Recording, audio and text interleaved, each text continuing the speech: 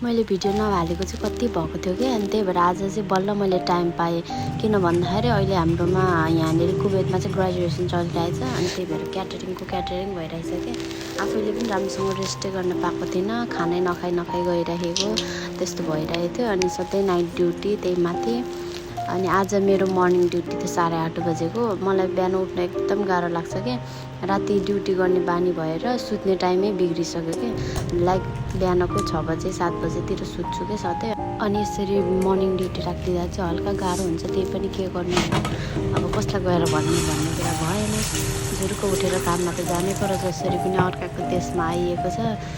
अनि त्यही भएर मेरो मर्निङ ड्युटी हुँदा चाहिँ म प्रायः जस्तो सुत्दिनँ कि, रातभरि नै उठेरै जान्छु। अनि एकैचोटि ड्युटी गरेर भ्याएर आएपछि बल्ल सुत्छु कि एकैचोटि। अनि 15-16 घन्टा सुत्दिन्छु कि। मेरो बानी चाहिँ यस्तो छ कि। अनि अहिले कुवेतमा लास्टै गर्मी छ कि भगवान्। म त्यही काठमाडौँको 30 डिग्रीको गर्मी त सहन नसक्ने मान्छे, यहाँ आएर एकैचोटि 50 डिग्रीको गर्मी सहनुपर्छ कि।